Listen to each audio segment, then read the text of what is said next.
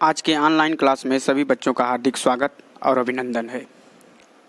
प्यारे बच्चों, इससे पहले हम कक्षा 10 में संग्रहित काव्य खंड के अंतर्गत सूरदास का जीवन परिचय पढ़ चुके हैं। आज हम सूरदास के पदों का अध्ययन करेंगे। जो आपके पाठ में सूरदास का पद दिया गया है वह सूरदास की कालजयी कृति सूरसागर में संग्रहित है। जो पद आपके पाठ्यक्रम में सम्मिलित किया गया है, प्रस्तुत पदों में सूर की भक्ति भावना, श्री कृष्ण के बाल रूप का मनोहारी चित्रण तथा उधो गोपी संवाद का भव्य रूप साकार हुआ है।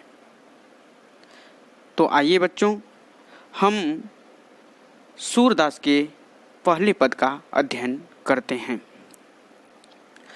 चरण कमल बंदो हरिराई, जाकी कृपा पंगु गिरि लंगे, अंधे कौ सब कुछ दर्शाई, बहिरो सुने गूंग पुनि बोले, रंक चले सिर छत्र धराई, सूरदास करुणामय बार बार बंदो तिह पाई।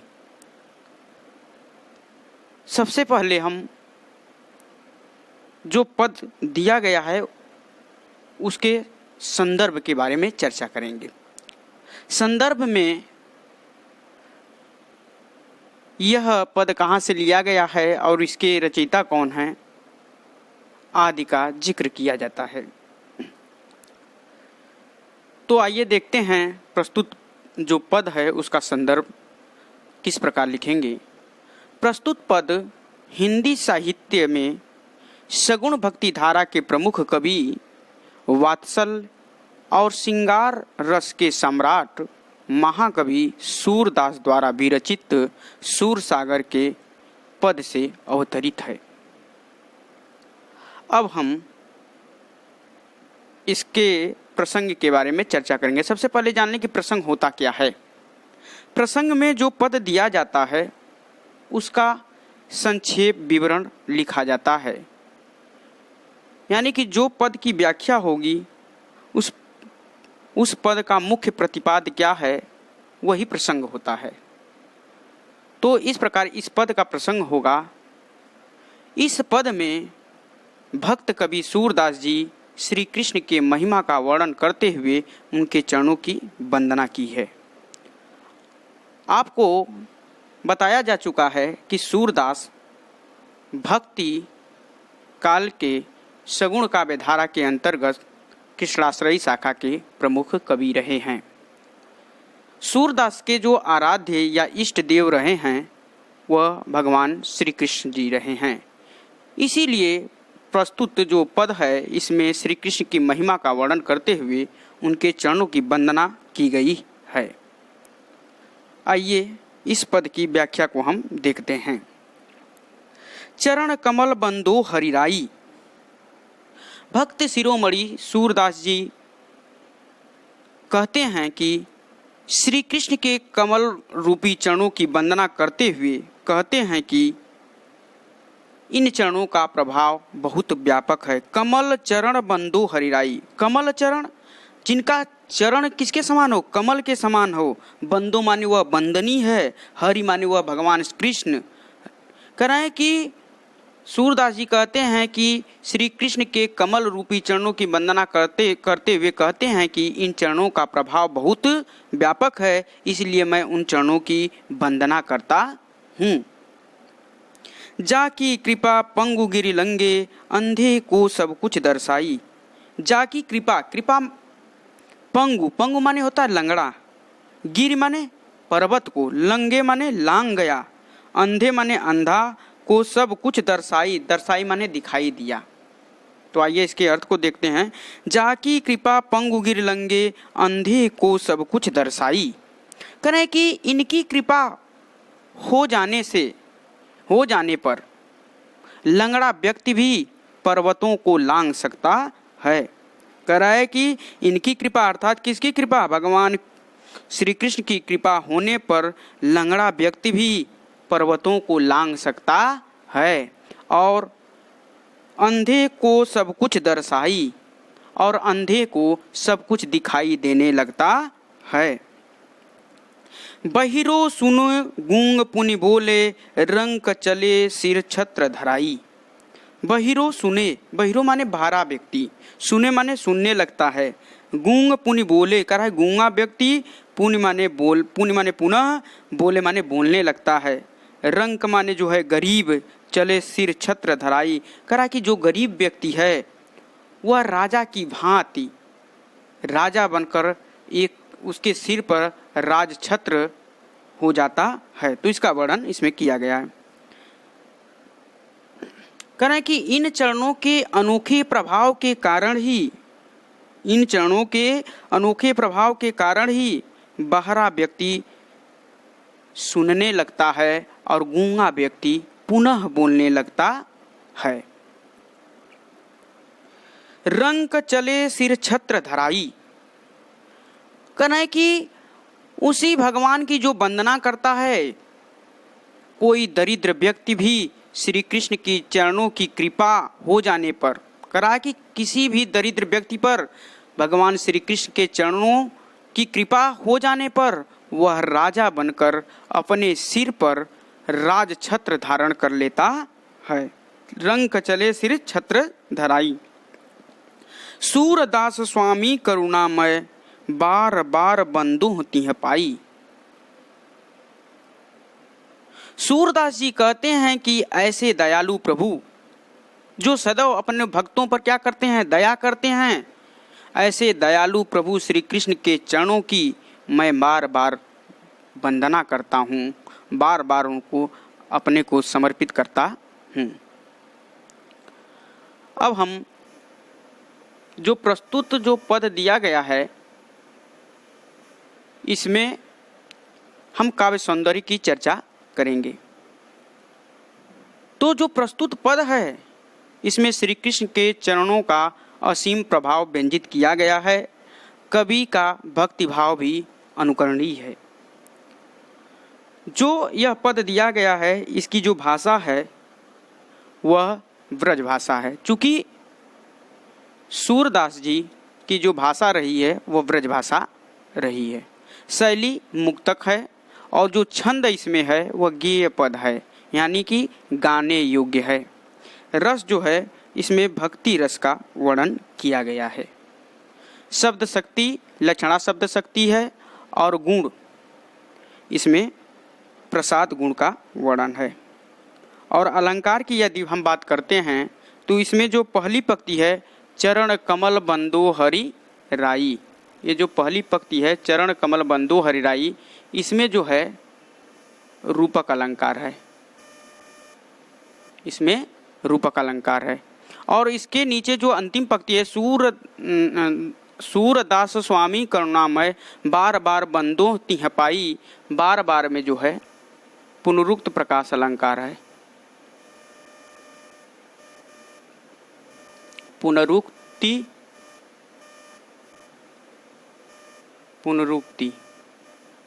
प्रकाश अलंकार है। तो इस प्रकार हम देखते हैं कि इनका जो पहला पद है इसकी भाषा क्या है, ब्रज भाषा है, शैली मुक्तक है, छंद जो है गेय पद है, रस जो है भक्ति रस है, शब्द शक्ति जो है लक्षणा शब्द शक्ति है। और इसमें जो बहुत बार पूछा जाता है कि चरण कमल बंदो हरिराई में कौन सा अलंकार है, तो रूपक अलंकार है। आइए हम इनके दूसरे पद का अध्ययन करते हैं।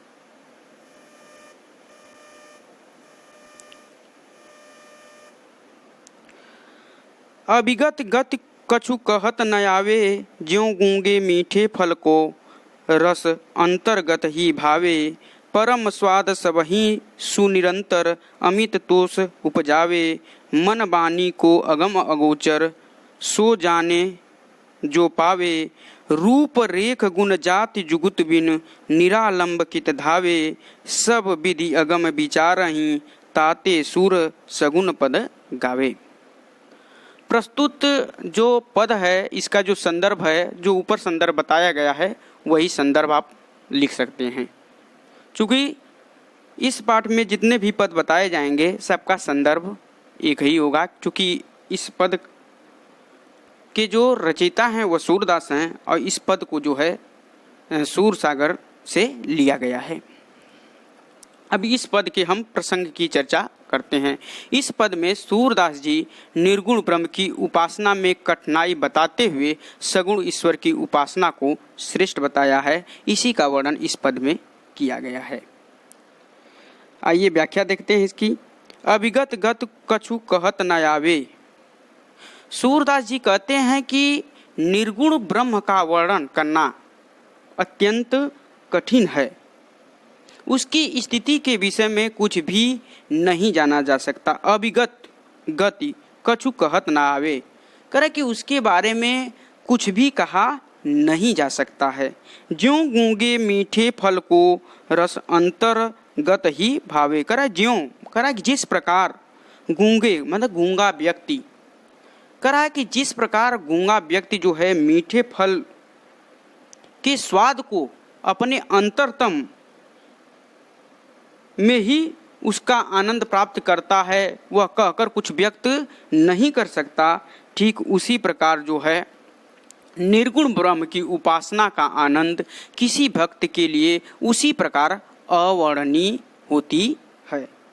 ज्यों गूंगे मीठे फल को रस अंतर्गत ही भावे, कहें कि निर्गुण ब्रह्म की उपासना का आनंद किसी भक्त के लिए उसी प्रकार अवर्णनीय है जिस प्रकार गूंगे के लिए मीठे फल का स्वाद।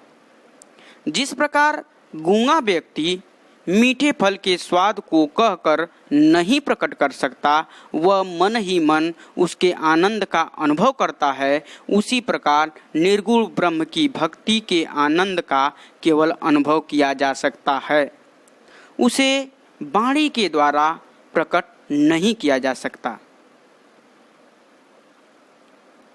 परम स्वाद सबही सुनिरंतर अमित तोष उपजावे। आगे सूरदास जी कहते हैं कि परम स्वाद सबही सुनिरंतर अमित तोष उपजावे।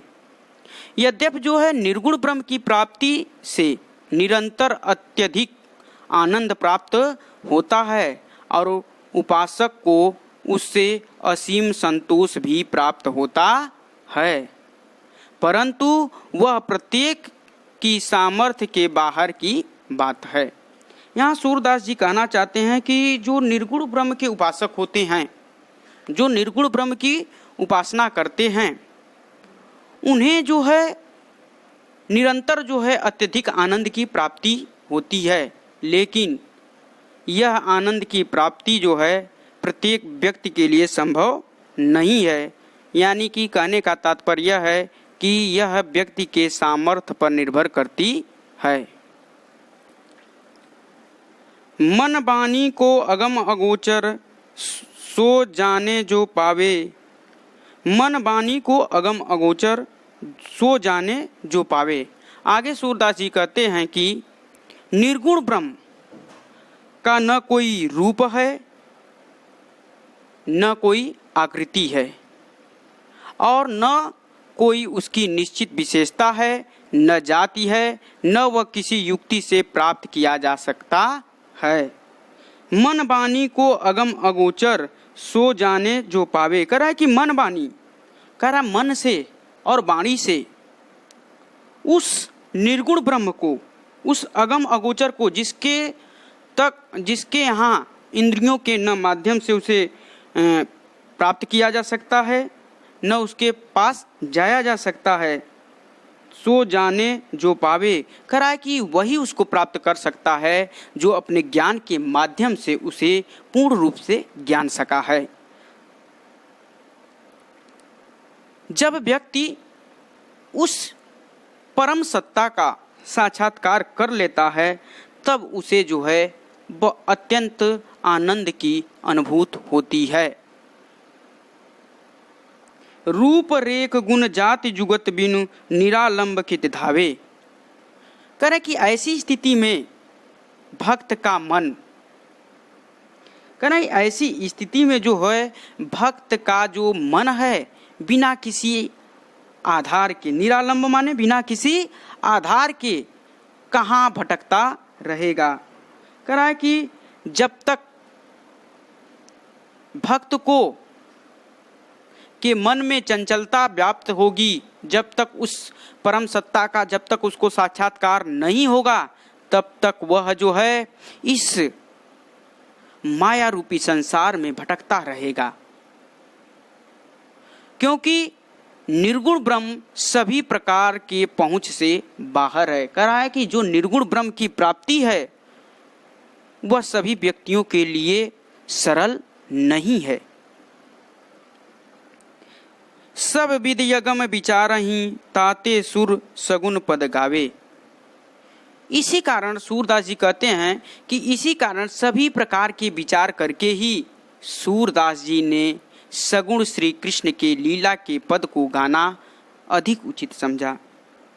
सब विधि अगम विचार ही कहना कि सारे प्रकार से विचार विमर्श करने के उपरांत सूरदास जी कहते हैं कि मैंने सारे तरफ से जब विचार किया, विचार विमर्श करने के बाद इस निष्कर्ष पर पहुंचा कि उस अगम सत्ता तक, उस ब्रह्म तक पहुंचना कठिन है। इसीलिए जो है उस ब्रह्म तक पहुंचने के लिए मैंने सगुण ईश्वर के सगुण रूप को की लीला के पदों का गान करना अधिक उचित समझा, जिसके माध्यम से मैं उस ब्रह्म को, उस ईश्वर को प्राप्त कर सकूं। अब हम देखेंगे बच्चों इसमें काव्य सौंदर्य। इस पद में निराकार ईश्वर की उपासना को जो प्रस्तुत पद दिया गया है, इस पद में जो है निराकार ईश्वर की उपासना को सूरदास जी ने कठिन बताया है और सगुण ईश्वर की उपासना को तर्क सहित सरल बताया है। अर्थात कहने का तात्पर्य यह है कि उस निराकार निर्गुण ब्रह्म को प्राप्त करना एक आम जनमानस के लिए कठिन है और ईश्वर के सगुण रूप के माध्यम से ईश्वर को प्राप्त करना जो है निर्गुण ब्रह्म की उपासना से सरल बताया है। क्योंकि जब हम निर्गुण ब्रह्म की उपासक के श्रेष्ठ संत कबीर के बातों को सुनते हैं तो यह स्पष्ट हो जाता है कि निर्गुण ब्रह्म का साक्षात करना अत्यंत कठिन है। क्योंकि उन्होंने स्वयं स्वीकार किया है अपने पदों में कि मेरे जैसा कोई बिरला साधक ही ईश्वर को प्राप्त कर सकता है। प्रस्तुत जो पद है इसकी भाषा जो है साहित्यिक ब्रज है, शैली जो है मुक्तक शैली का प्रयोग किया गया है। छंद जो है गेय पद है, रस जो है भक्ति और शांत रस है।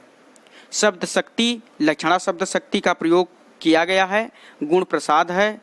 और अलंकार, अलंकार की बात हम करते हैं तो इसमें जो दिया गया है अगम अगोचर और जात जुगत में अनुप्रास अलंकार है। ज्यों गूंगे मीठे फल को अमित तोष उपजावे में दृष्टांत अलंकार है। आइए दिखाते हैं आपको ऊपर पद में जो इसमें दिया गया है, दूसरी पंक्ति है इसमें। यह जो दिया गया है ज्यों गूंगे मीठे फल को रस अंतर्गत ही भावे, इसमें जो है दृष्टांत अलंकार है, दृष्टांत अलंकार है। और जो नीचे पंक्ति दी गई है मन बानी को अगम अगोचर, अगम अगोचर जहाँ एक ही वर्ण की आवृत्ति दो या दो से अधिक बार होती है वहाँ अनुप्रास अलंकार होता है। तो इसमें जो है अगम अगोचर में अनुप्रास अलंकार है। उसके नीचे जो दिया गया है रूप रेख, रूप रेख में भी अनुप्रास अलंकार है और जाति जुगत में भी अनुप्रास अलंकार है। इस प्रकार जो यह पद दिया गया है इसमें दृष्टांत अलंकार और अनुप्रास अलंकार है। अब आते हैं तुलसीदास जी ने भी निर्गुण ब्रह्म का वर्णन अपने जो है काव्य में किया है। जिस प्रकार सूरदास इस पद में बताए हैं कि निर्गुण ब्रह्म को प्राप्त करना बहुत कठिन है और ईश्वर को यदि प्राप्त करना है तो हम सगुण मार्ग पर जो है ईश्वर को आसानी से प्राप्त कर सकते हैं। तुलसीदास जी ने भी निर्गुण ब्रह्म का वर्णन करते हुए कहा है कि बिनु पद चले सुने बिनु काना, कर बिनु कर्म करे विधि नाना, आनन रहित सगल रस भोगी, बिनु बानी बक्ता बड़ जोगी। कह रहा है कि निर्गुण कौन है? बिनु पद चले, कह रहा है निर्गुण वही है जो बिना पैरों के क्या करता है? चलता है। बिना कानों को क्या करता है? सुनता है। कर्म बिनु कर्म करे विधि नाना, कह रहा है कि बिना कर्म किए ही सारे कार्य को क्या करता है? संपादित कर देता है। आनन रहित सकल रस भोगी, कह रहा है कि उसके पास सिर नहीं है, मुख नहीं है, लेकिन सभी चीज़ों का वह भोग करता है, सभी रसों का वह पान करता है। बिन बानी बक्ता बड़ जोगी, कह रहा कि बिना बाणी के ही वह जो है बड़ा योग्य है और अपनी बातों को प्रकट करता है।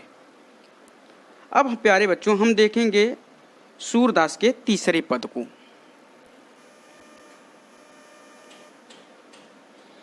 किलकत कान्य घुटुरवन आवत, मणिमय कनक नंद के आंगन, बिंब पकड़बे धावत, कबहू निरख हरि आप छाह को, कर सो पकड़ न चाहत, किलक की हसत राजत देवदतिया, पुनि पुनि तेह अवगाहत, कनक भूमि पर कर पग छाया, यही उपमा इक राजत, करी करी प्रतिपद प्रतिमनि वसुधा, कमल बैठगी साजत, बाल दशा सुख निरख जसोदा, पुनि पुनि नंद बुलावत, अचरा तरले ढाक सूर के प्रभु को दूध पियावत।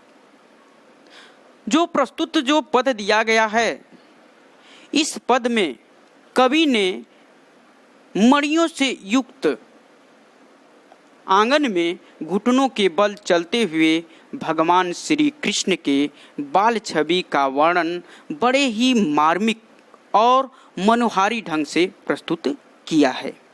तो आइए इसकी व्याख्या को देखते हैं। किलकत कान्य घुटुरवन आवत, कर सूरदास जी कहते हैं कि भगवान श्री कृष्ण किलकत मतलब किलकारी मारते हुए, कान्य माने कृष्ण, घुटुरवन माने घुटनों के बल चलते हुए आ रहे हैं। कह रहे हैं कि जो भगवान कृष्ण हैं वह किलकारी मारते हुए घुटनों के बल चलते हुए आ रहे हैं।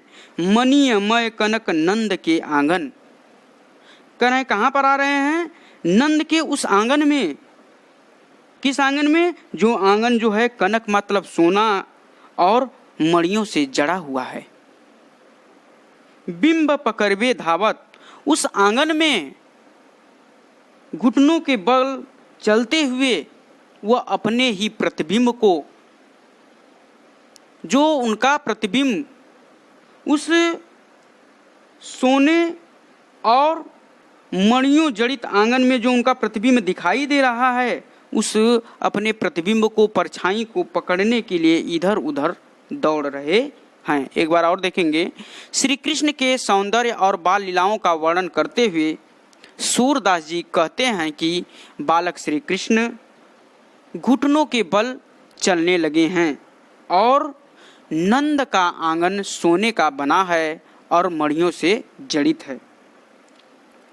उस आंगन में श्री कृष्ण घुटनों के बल चलते हैं और किलकारी भी मारते हैं तथा अपने प्रतिबिंब को पकड़ने के लिए दौड़ते हैं।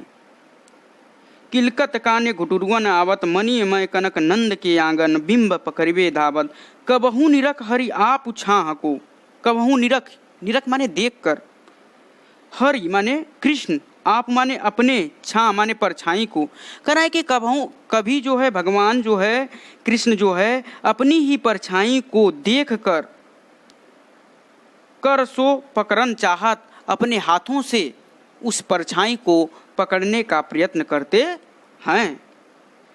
किलक हसत राजत देवदतिया, पुनि पुनि तीह अवगावत।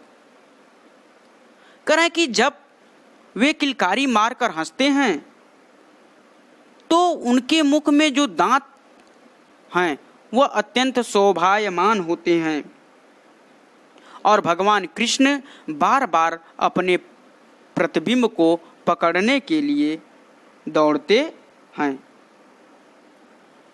किलक हसत राजत देव दतिया, कहना कि जब भी भगवान कृष्ण जो है किलकारी मारकर हंसते हैं तो जो उनके दांत दिखाई देते हैं वह अत्यंत सुंदर सुशोभित हो रहे हैं। पुण्य पुण्य तिह अवगाहत, और वह जो है बार बार अपने परछाई को पकड़ने के लिए इधर उधर क्या करते हैं, प्रतिबिंब को पकड़ने के लिए दौड़ते हैं। कनक भूमि पर कर पग छाया, यही उपमा इक राजत। कनक भूमि मतलब सोने के जो समान जो भूमि है, पर कर पग, कर माने जो होता है हाथ, पग माने पैर, कह रहे हैं कि उनके हाथ और पैरों की छाया उस सोने के फर्श पर ऐसी प्रतीत होती है कि मानो प्रत्येक मणि में उनके बैठने के लिए पृथ्वी ने कमल का आसन सजा दिया है। कनक भूमि पर कर पग छाया, यही उपमा इक राजत। करि करि प्रतिपद प्रतिमन वसुधा, कमल बैठगी साजत। कहना कि आसन अर्थात प्रत्येक मणि पर उनके कमल जैसे हाथ और पैर का प्रतिबिंब पड़ने से ऐसा लगता है कि पृथ्वी पर कमल के फूलों का आसन बिछा हो। बाल दशा सुख निरक जसोदा, पुनि पुनि नंद बुलावत।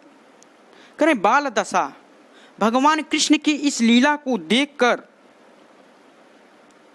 माता यशोदा अत्यंत प्रसन्नचित होती हैं, आनंदित होती हैं और बार बार बाबा नंद को बुलाती हैं। अचरा तरले ढाक सूर्य के प्रभु को दूध पियावत। इसके बाद माता यशोदा सूरदास के प्रभु बालक कृष्ण को अपने आंचल में ढककर दूध पिलाने लगती हैं। अब हम इसमें देखेंगे काव्य सौंदर्य को। प्रस्तुत पद में श्री कृष्ण के सहज स्वाभाविक हाव भाव और बाल लीलाओं का सुंदर और मनोहारी चित्रण किया गया है। भाषा जो है इसकी सरस मधुर और ब्रज है। शैली मुक्तक है। छंद पहले ही बता दिया गया है कि इसमें गेय छंद है, यानी कि गाने योग्य है। रस जो है वात्सल्य रस। वात्सल्य रस कहाँ होता है? जहाँ किसी छोटे बच्चे को देखकर किसी व्यक्ति के हृदय में अनायास उसके प्रति जो प्रेम जागृत होता है उसी को हम वात्सल्य रस कहते हैं। यहाँ जो है भगवान कृष्ण को देखकर माता यशोदा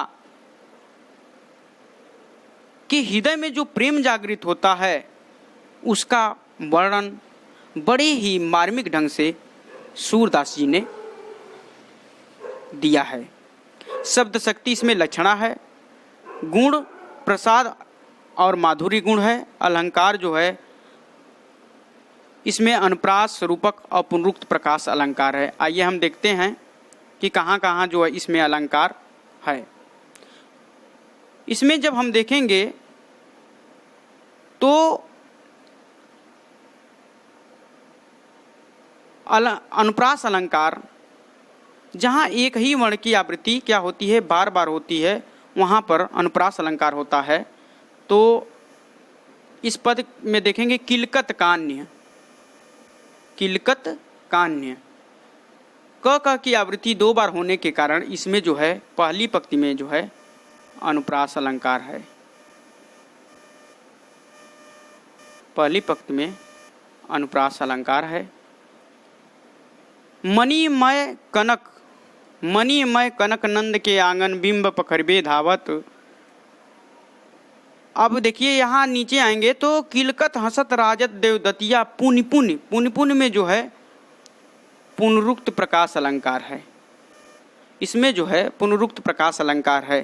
पुनरुक्त प्रकाश अलंकार वहाँ होता है जहाँ एक ही शब्द की आवृत्ति दो बार हो, वहाँ पुनरुक्त प्रकाश अलंकार होता है।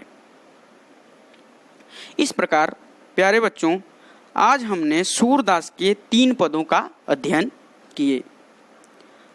अब हम आगे जो शेष उनके पद बचे हैं अगली क्लास में उसका अध्ययन करेंगे। यह जो पद है, इन पदों के जो PDF हैं आपको इस वीडियो के डिस्क्रिप्शन बॉक्स में मिल जाएंगे, आप वहां से भी इसे डाउनलोड कर सकते हैं। आज बस इतना ही, धन्यवाद।